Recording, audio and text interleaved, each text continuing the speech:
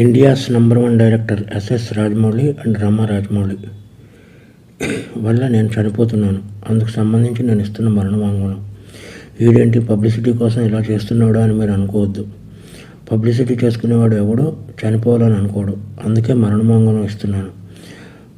నేను పనిచేసిన వాళ్ళలో ఎంఎం కీరవాణి, గుండం గంగరాజు గారు, చంద్రశేఖర్ ఇలేటి, అను రాఘవపూడి, మైత్రి మూవీస్ ఎంఓ చెర్రి,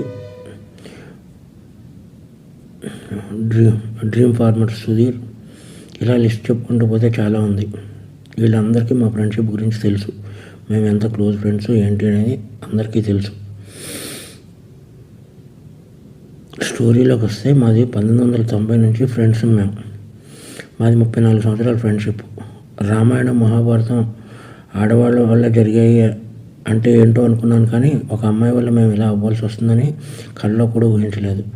అందరి జీవితాలలోనే మా జీవితంలో కూడా ఒక అమ్మాయి ప్రవేశించింది. ముందు రాజమౌళి, తర్వాత నేను. As it is triangle love story, Arya 2.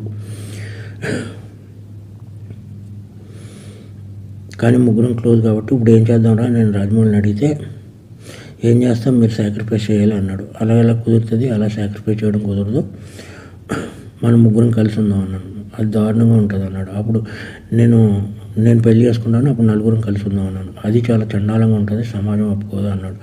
పరిస్థితి ఏంటంటే కాలం అన్నీ మార్చేస్తుంది, మీరు సాక్రిఫైస్ అవ్వండి అన్నాడు. ఓకే అని చెప్పి నేను సాక్రిఫైస్ అయిపోయాను. ఎందుకంటే కెరియర్ బిగినింగ్లో ఉన్న ఎవరో వర్క్ లేదు. ఇదంతా శాంతినివాసన్ కంటే ముందు జరిగిన విషయం. అప్పటికి ఇంకా కెరియర్ పీక్స్ రాలేదు.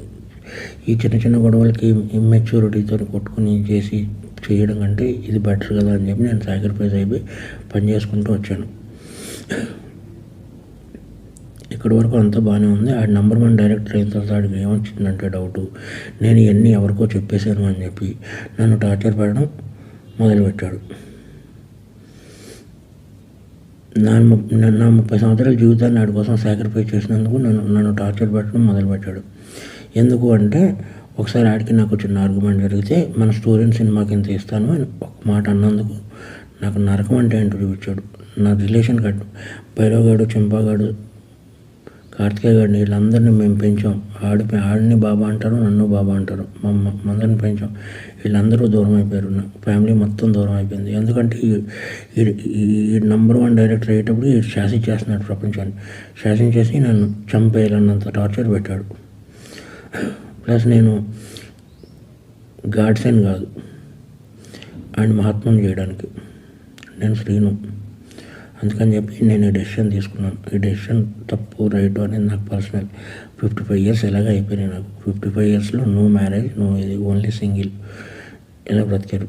బట్ ఇలా నా వల్ల నా జీవితంలో ఎవరి జీవితం అవ్వకూడదని యూత్కి నేను ఇచ్చే సలహా ఏంటంటే, కెరియర్ని బిల్డ్ చేసుకోండి, అమ్మాయిల జోలికి వెళ్ళకండి.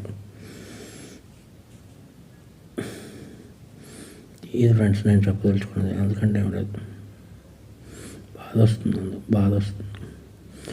ఒక ఫ్రెండ్ వల్ల నా జీవితం ఇలా అయిందా. ఒక ఫ్రెండ్ కదా, ఫ్రెండ్ ఎప్పుడో అక్కడ అమరేశ్వర్ క్యాంప్ నుంచి మెడ్రాస్ వెళ్ళి, మెడ్రాస్ నుంచి వైజాగ్ వెళ్ళి, వైజాగ్ నుంచి హైదరాబాద్ వచ్చి ఎన్నో కలలు కానీ ఫైనల్గా నేను ఏ డిస్టర్బ్ చేయకపోయినా సరే వీడందరికీ చెప్పేసి ఉంటాడని ఒకే ఒక రీజన్తో నన్ను టార్చర్ పెట్టడం మొదలుపెట్టాడు. కాబట్టి మీ అందరితో షేర్ చేసుకుని, అట్లీస్ట్ ఆడికి చెప్పినా అర్థమవుతలేదు కాబట్టి మీ అందరితో షేర్ చేసుకోవాలని చెప్పి షేర్ చేసుకుంటున్నాను. ఇది ప్లస్ ఇంకొకటి, ముగ్గురు మధ్య జరిగిన దానికి సాక్ష్యాలు అది ఏముండవు. నేను చనిపోతున్నాను కదా, సుమోటో కింద తీసుకుని లై డిటెక్టర్ టెస్ట్ పెడితే తెలుస్తుంది ఏది నిజమో ఏది అబద్ధం అనేది. ఎవరైనా లై డిటెక్టర్ టెస్ట్ పెడితే నిజాలు బయటపడతాయి. లై డిటెక్టర్ టెస్ట్ పెడితే కానీ తెలియవు ఏం జరిగిందనేది, మా ముగ్గురి మధ్య ఏం జరిగిందనేది. ఎనీవే, ఏదన్నా సాడ్ ఫర్. నా పేరు శ్రీను 1 2 3 4 ఆడే వేసాడు యమదొంగకి. మీరు 7వ నిమిషం దగ్గర కనబడద్ది శ్రీను 1 2 3 4. ఉప్పులపాటి శ్రీనివాసరావు, ఎగ్జిక్యూటివ్ ప్రొడ్యూసర్ ఉప్పులపాటి శ్రీనివాసరావు 1 2 3 4 అని. ఇది నా మరణ వాంగ్మూలం.